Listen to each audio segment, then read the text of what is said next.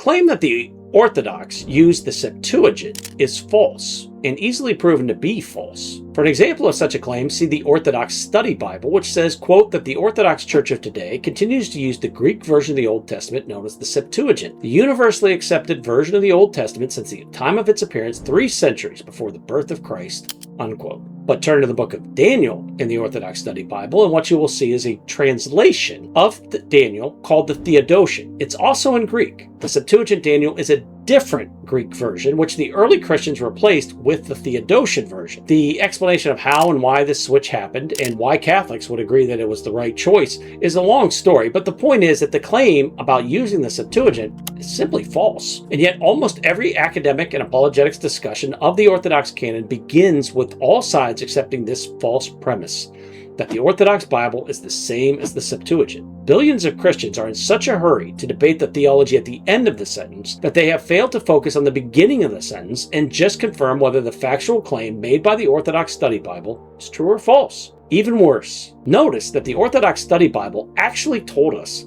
not to accept the Orthodox Bible. They are promoting the Septuagint as the correct Bible, but what they forgot is that their Bible isn't the Septuagint. So if you truly think that only the Septuagint is the true Bible, as they claim, then you should not accept the Orthodox Bible because it's not using the Septuagint for Daniel. The problem here is that the Orthodox Study Bible is promoting an abstraction, a generalization that ignores the Theodotion Daniel as a mere piece of trivia. In a theological debate, that might be okay.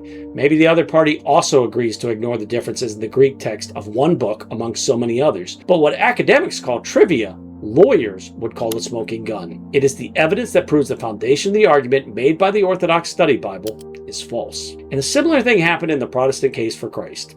I was a retired lawyer and skeptic, reading all these books on whether Christianity is true, but at the same time I was reading all these books from Protestants, Catholics, and Orthodox, arguing over which Bible is the correct Bible. And I realized that what the Protestants say when debating the canon of Scripture could be used by a skeptic to easily defeat their case for Christ. All is proved in my book, Canon Crossfire, Does the Protestant Bible Blow Up the Case for Christianity? Now available for free in its entirety at canoncrossfire.com. Again, that's canoncrossfire.com.